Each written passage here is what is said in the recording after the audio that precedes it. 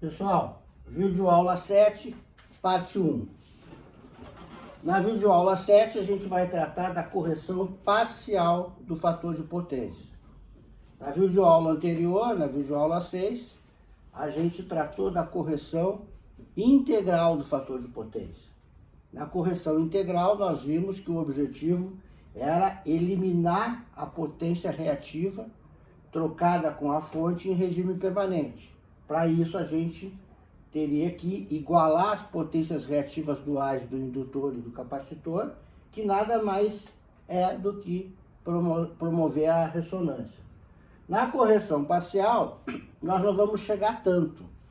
O objetivo da correção parcial do fator de potência é não violar uma determinação da Agência Nacional de Energia Elétrica, da ANEEL, na Resolução 414 de 2010. Ela estabelece que o fator de potência mínimo das instalações deve ser 0,92.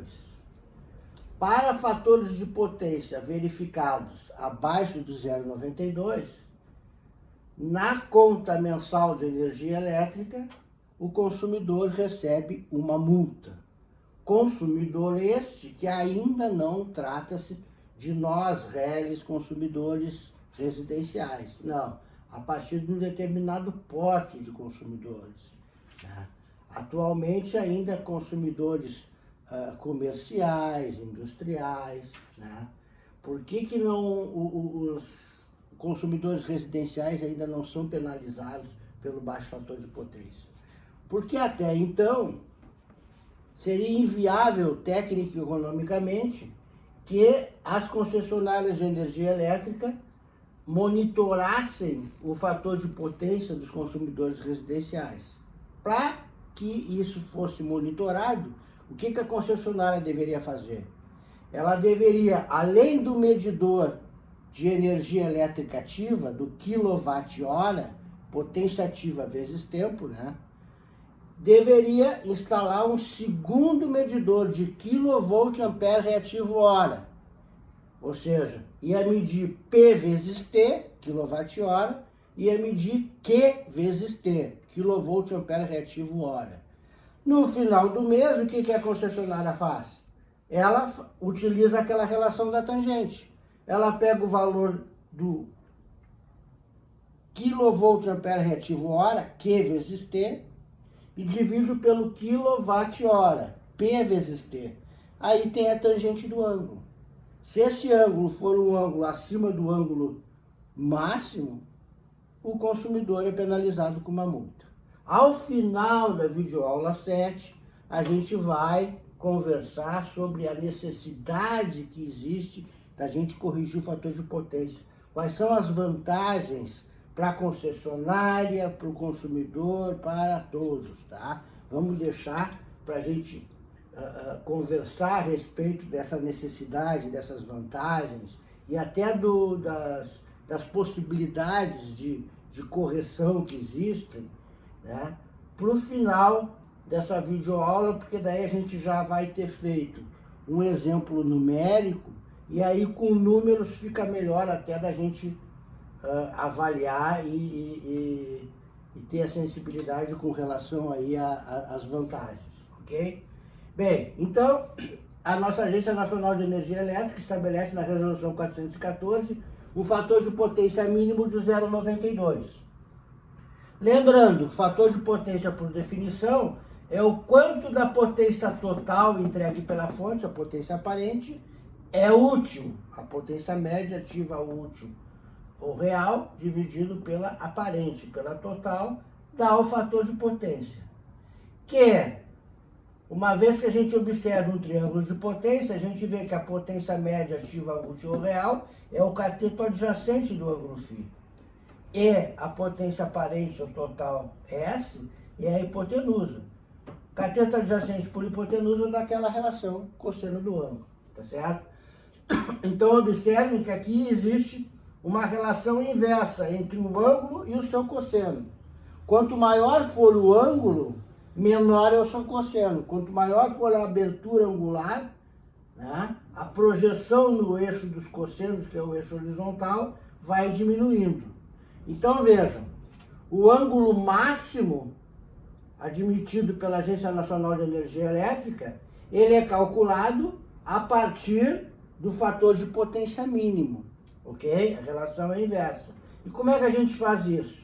A gente vai pegar o valor do fator de potência mínimo 0,92, que é o valor do cosseno do ângulo, e nós vamos entregar para a calculadora, né, o valor do cosseno, e vamos pedir para a calculadora nos retornar qual é o ângulo que tem aquele valor de cosseno. Então a gente não vai usar a função cosseno, nós vamos utilizar a função inversa do cosseno, a função cosseno na menos 1, tal qual a gente faz com a transformação polar retangular, retangular polar, quando a gente calcula o valor da tangente do ângulo e pede para a calculadora, com a função tangente da menos 1, nos retornar o ângulo, ok? Então, se vocês fizerem aí na calculadora de vocês, shift cosseno, ou ainda second function, né?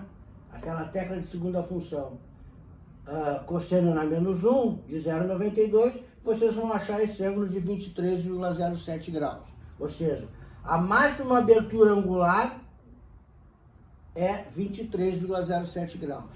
Quando o ângulo começar a ser superior a 23,07, esse valor do cosseno resultante vai diminuindo de 0,92, ok? Ainda no Brasil está se trabalhando com esse 0,92. A grande maioria dos países da Europa, né, já há muitos anos vem trabalhando com um fator de potência mínimo 0,95. E a gente deve evoluir em pouco tempo para isso aí, para 0,95 também, ok? Bem, mas vejamos agora aqui qual é a dinâmica da correção parcial do fator de potência. Vamos utilizar aquela mesma metodologia de análise. Vamos utilizar o índice 1 para identificar as grandezas no cenário antes da correção. E o índice 2 para identificar as grandezas no cenário após a correção. Então vejam, aqui nós temos, por exemplo, uma carga de natureza indutiva. Ó. O triângulo de potência índice 1, antes da correção, todas as grandezas têm o índice 1, ou seja, antes da correção. É um equipamento, uma instalação ainda não corrigida. Tá? Ele tem a potência reativa voltada para cima, então logo essa potência reativa Q1 é uma potência reativa indutiva, é um QL, né? Tá certo? E aqui tem o ângulo φ1. Bem, verificado que esse ângulo φ1 ele está acima desses 23,07 graus, ou seja, o cosseno de φ1 é inferior a 0,92, haverá necessidade de que esse fator de potência seja corrigido, mediante a instalação em paralelo de um elemento reativo com comportamento dual ao da nossa instalação compensada. A nossa instalação compensada tem natureza indutiva, esse Q1 é um QL, logo nós estaremos conectando em paralelo um capacitor, um dual do indutor. Tá? Muito bem, só que agora a gente não vai fazer uma correção integral. Se nós fôssemos fazer uma correção integral, esse valor da magnitude da potência reativa capacitiva QC seria absolutamente igual ao valor desse QL aqui, desse Q1. De forma que essa altura Q2 aqui ficasse nula. Como a gente já viu na correção integral, a hipotenusa cairia em cima da base. O S2 seria igual ao P2 e o ângulo φ2 ficaria de 0 grau. Não vamos chegar a tempo, vamos fazer uma correção só parcial, de tal sorte que leve esse valor do ângulo φ2 para 23,07 graus ou menos, tá certo? Muito bem, então a dinâmica é essa, conectamos em paralelo um capacitor e isso vai provocar um segundo cenário, onde a potência ativa, P1 e P2, elas são absolutamente as mesmas. Ó. P1 é igual a P2, nós vamos chamar pura e simplesmente de P. Por quê? Porque o fato de acrescentar em paralelo um capacitor não vai alterar a potência média ativa útil ou real da nossa instalação. O capacitor não trabalha com potência ativa P, ele não trabalha com watt, ele trabalha só com potência reativa Q, com volt ampere reativo. Então, o fato da conexão paralela do capacitor não vai provocar nenhuma alteração no valor da potência média ativa útil ou real, P, ok? Então, P1 é igual a P2, vamos chamar pura e simplesmente de P.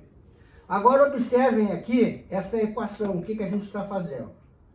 QC é essa magnitude aqui, ó, esse tamanho aqui, ó, QC.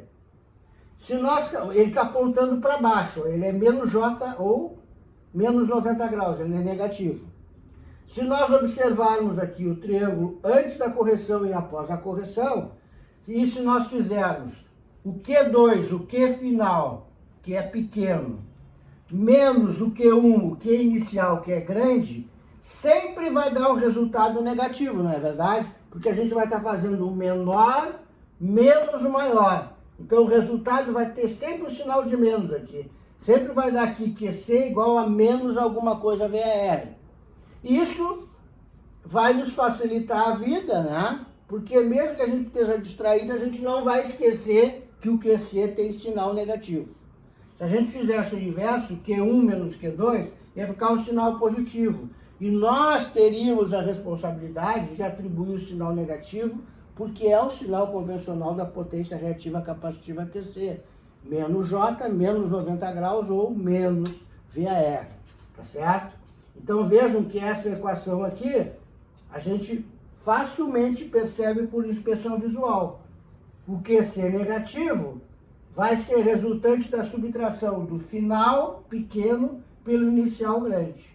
Essa diferença dá a magnitude de QC com sinal negativo orientando para baixo, ok?